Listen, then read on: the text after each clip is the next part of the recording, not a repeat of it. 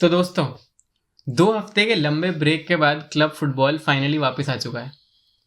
ये international break काफ़ी interesting था, काफ़ी एक ड्रामेटिक एब्सोल्यूट सिनेमा वाले आपको मोमेंट्स इसमें मिले। मैंने कहा था कि अगर रोनाल्डो इस इंटरनेशनल ब्रेक में गोल मारेगा तो I try to make a video out of it, but Ronaldo ने तो सिर्फ कोनी मारी, एक पीपल्स एल्बो दिया उसने अपने आयरलैंड वाले मैच में। उसके अलावा फिर रेड कार्ड लेके वो ट्रम्प से मिलने चला गया छुट्टियों में।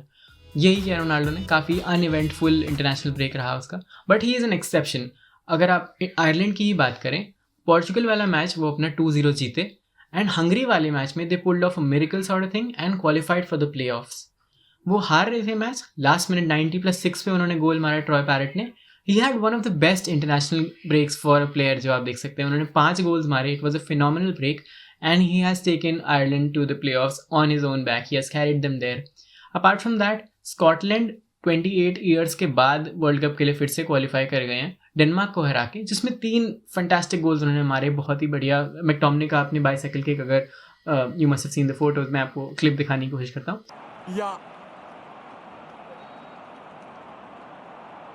It was a phenomenal match by Scotland and they are going to the World Cup after 28 years. उसी मैच के बाद एंडी रॉबर्टसन ने काफ़ी इमोशनल सा ट्रिब्यूट दिया डियोगो जोटा को, वेर ही रिमेंबर्ड कि उन्होंने और जोटा ने पिछले वर्ल्ड कप दोनों ही ने मिस कर दिया था, बिकॉज स्कॉटलैंड तो क्वालिफाई नहीं करी थी, बट जोटा गॉट इंजर्ड काफ़ी नज़दीक वर्ल्ड कप के पास, तो वो जा नहीं पाए थे 2022 वाले वर्ल्ड कप में। तो दे हैड बीन डिस्कसिंग कि कैसे वो दोनों अगला वर्ल्ड कप खेलेंगे, how this will be a new event for them, but unfortunately that did not happen जोटा के साथ, जैसे कि हम जानते हैं क्या हुआ। तो काफ़ी लोग इस चीज़ को ब्रिंग अप करते हैं कि लिवरपूल के प्लेयर्स एक्सक्यूज़ की तरह यूज़ करते हैं, या फिर एक बार जब लिवरपूल हार गई थी तो वैन डाइक ने ये चीज़ ब्रिंग अप करी थी, तो लोग उसको एक्सक्यूज़ की तरह लेबल कर देते हैं, या I don't know where the sentiment comes from. कोई कैसे बोल सकता है ये चीज़? मैं ये नहीं कह रहा हूँ कि इट्स एक्सक्यूज़, मैं ये कह रहा हूँ they are not using it as an excuse. I don't understand कि कितना एक स्टिपुलेटेड टाइम होता है कि आप भूल जाओ अपने दोस्त के बारे में, अबाउट अ फ्रेंड्स लॉस। मैं जानता नहीं इस चीज़ में, तो मुझे थोड़ा वियर्ड लगता है व्हेन पीपल कमेंट, लोग भूल, as if Liverpool players do not bring it up when they win. पहले जब सीजन शुरू हुआ था, Salah was all in tears when he scored against Bournemouth, जब लोग गा रहे थे उसका song, and a similar thing happened here. Robertson appeared very emotional, जो चीज़ प्रेस कॉन्फ्रेंस में आर्ने स्लॉट ने ब्रिंग अप भी करी कि it is an issue for us, of course. तो it is good to see कि दे रिमेंबर हिम। खैर, नॉर्वे ने इटली को हराकर अपना क्वालिफाइंग कैंपेन, जो कि एक शानदार कैंपेन रहा, उसे ख़त्म किया। नॉर्वे वर्ल्ड कप में खेलेगी डायरेक्ट क्वालिफिकेशन के जरिए। You will get to see Erling Haaland in action in the World Cup along with Martin Odegaard, Sorloth, और ये सारे प्लेयर्स आपको वर्ल्ड कप में इस बार दिखाई देने वाले हैं। इटली अनफॉर्चुनेटली एक और बार वर्ल्ड कप की डायरेक्ट क्वालिफिकेशन को मिस कर गई है। वो फिर से प्ले ऑफ्स में खेलेंगे, the stage where they missed out on the last time as well, but unfortunately that is the case again. वो 2014 में लास्ट टाइम वर्ल्ड कप खेलेंगे। I hope they get through the play offs, वो खेल qualify हो जाएं, ताकि 12 साल बाद फाइनली आपको इटली, जो कि एक इंटरनेशनल फुटबॉल की जूल्स में से है, काफ़ी रिस्पेक्टेड टीम है, you get to see them again at the biggest stage in football. अब मार्च तक, यानी तकरीबन 3-4 महीने तक कोई इंटरनेशनल फुटबॉल आपको परेशान नहीं करेगा। परेशान तो क्या, यूजुअली बोरिंग होता है इंटरनेशनल फुटबॉल। ये वाला it was an exception of course, but या it's going to be 4 months of rigorous club football, and this is going to be a season defining period that it is usually. So how is the Premier League shaping up? Liverpool ने अपने last game में काफ़ी एक ख़राब performance दिया against city, देवर outplayed completely. Away game था on the at the एतिहाद, तो काफ़ी बुरा खेले।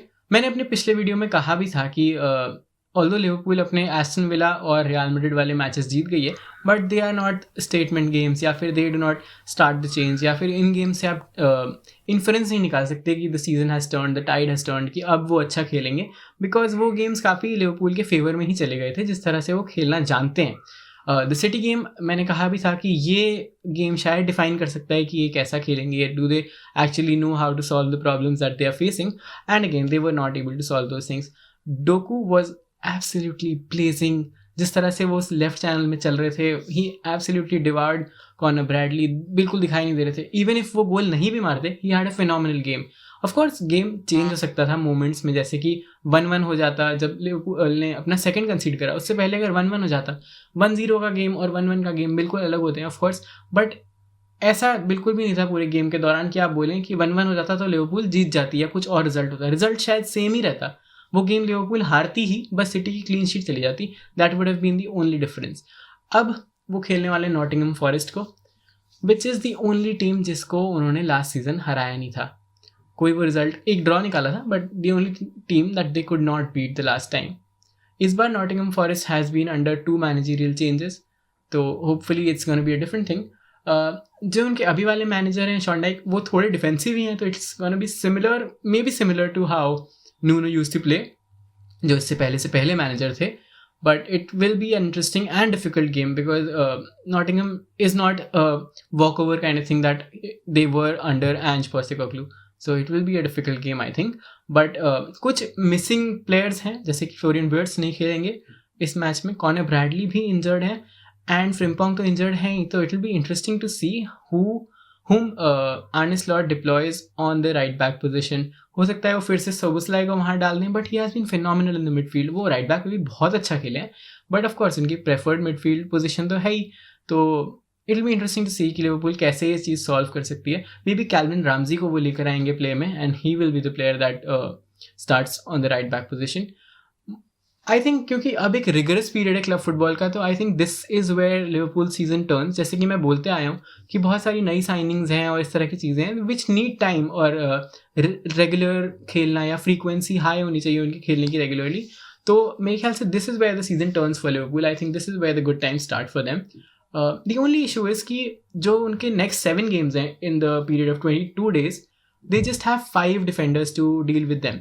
तो अगर उसमें कोई नेगेटिव चेंजेस नहीं होते हैं, अगर वो डिप्लीट नहीं हो जाते हैं नंबर, सो आई थिंक एक गुड पीरियड ऑफ फुटबॉल शुरू होने वाले लिवरपूल के लिए अब, barring any of course major injury crisis. Apart from Liverpool काफ़ी सारे बड़े गेम्स हैं इस वीक जो आप देख सकते हैं. प्रीमियर लीग में भी, और एक UCL गेम वीक भी है इस बार, उसमें भी. प्रीमियर लीग में सबसे बड़ा गेम वीक तो होगा हमारा, जो मैच होगा वो होगा north London derby. So Arsenal will be hosting Spurs following a 2-2 draw at Sunderland. Arsenal 6 games से बाद पॉइंट्स ड्रॉप कर लिया उन्होंने. वो गोल भी नहीं कंसीड करते, पूरे अक्टूबर उन्होंने गोल कंसीड नहीं करा. This is the first time they conceded goals. They conceded twice. They were losing even, but they manage to come back, और उसके बाद फिर से वापस 2-2 हो गया वो game, which was a very non Arsenal like performance, क्योंकि वो काफ़ी एक बहुत ही स्ट्रॉन्ग टीम है defensively, but they conceded 2, they drop points. और इस बार the team that they play is a very good away team. Tottenham is a better away team than they are a home team. उनका away record best है league में currently, while उनका home record second worst है. तो it will be an interesting game to watch. और इसी game के बाद आर्सेनल बायर्न म्यूनिख को होस्ट करेगी. It's starting a tough period of fixtures for Arsenal to be honest. Spurs है, बायर्न म्यूनिख है, इस तरह के ब्रेंटफोर्ड, एस्टन विला है, बड़े गेम्स उनको थोड़े से खेलने हैं आर्सेनल को.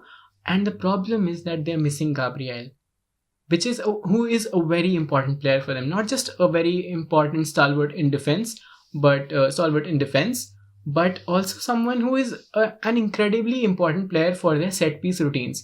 वो स्कोर भी करते हैं कई बार, उनके वो फ्लिक करते हैं ball for assist and those kind of things. So he is going to be a very crucial miss for Arsenal. They will also be missing Gyökeres for this match against Spurs, but yeah, Gabriel is someone that they really have to figure out how to replace. Apart from that, premier league में Newcastle और City, Manchester City का भी match होने वाला है. City have been in resurgent, वो form ढूंढ रहे हैं, वापस से उनका फॉर्म वापस आ रहा है. They are pretty close to the table top, but playing at the St James Park against Newcastle is not an easy game. जब न्यूकासल को UCL खेलना पड़ता है, वो थोड़े से ऑफ हो जाते हैं उनके सीन, वो मैनेज नहीं कर पाते हैं डेप्थ अपनी या किस तरह से वो खेलेंगे. But yeah, it's not an easy ground to play on. So it will be an interesting game to watch and play for Manchester City. I'm expecting them to win, but it will be a competitive game because काफ़ी physical side है Newcastle United, जो कि should be a challenge for Erling Haaland as well. Apart from that, जो एक और match आप देख सकते हैं वो होगा मैनचेस्टर यूनाइटेड का against Everton, which will be another famous return of David Moyes to the Old Trafford, जो कि काफ़ी एक मिथिकल, एक फेबल बन चुका है प्रीमियर लीग में, कैसे वापस आते हैं, जिस तरह से भी वो गेम जाता है, but it's something that's a point of interest. UCL में 2-3 इंटरेस्टिंग गेम्स हैं जो कि आप देख सकते हैं. फर्स्ट ऑफ ऑल बीइंग जो बायर्न और आर्सेनल का मैच है जो मैंने आपको पहले बताया. Apart from that there is a game between Atletico Madrid and Inter Milan, जो कि एक इंटरेस्टिंग गेम होगा. And there is a game between Barcelona and Chelsea. ये तीनों गेम्स बहुत ही फैसिनेटिंग गेम्स होंगे, सारे हैवी वेट्स हैं यूरोपियन फुटबॉल के, तो आपको ये ज़रूर देखने चाहिए. मूविंग ऑन टू FPL, जो पिछला वीक था वो एक और डिसेंट ग्रीन एरो था, हमारी रैंक इंप्रूव ही हुई, हमने 43 पॉइंट स्कोर करे. बट या, एक हेडेक है हमारे पास इस बार FPL में, वो है हमारी गाब्रिएल की इंजरी. गैब्रियल की इंजरी एक फेयरली लॉन्ग टर्म इंजरी है बिकॉज वो 1 से 2 महीने की इंजरी है. अगर वो 1 महीना मिस करते हैं that will be around 6 games. अगर वो 2 मिस कर देते हैं that will be around 10 games. I am not expecting कि वो 2 महीने मिस करें क्योंकि कई बार आर्टेटा इंजरीज को ऊपर नीचे करके ही बताता है. बट स्टिल एक सिग्निफिकेंट इंपॉर्टेंट डिसीजन है उनको रिप्लेस करना. The player that I am thinking of replacing him with is Virgil van Dijk because there is another alternative. आप मुनियोज से भी उनको रिप्लेस कर सकते हैं अगर आपके पास क्रिस्टल पैलेस का कोई और डिफेंडर नहीं है. The only reason that I am picking Virgil van Dijk is because he is nailed on for minutes. वो स्टार्ट तो करेंगे ही गेम्स. वो डेफकॉन्स में काफ़ी इंपॉर्टेंट अच्छे पॉइंट्स ले आते हैं. वो अटैकिंग थ्रेट भी डिसेंट सा अटैकिंग थ्रेट ले आते हैं. सिटी के अगेंस्ट उन्होंने गोल मारा ही था ऑल्दो वो रूल आउट हो गया. And apart from that Liverpool के फिक्सचर्स काफ़ी आसान है.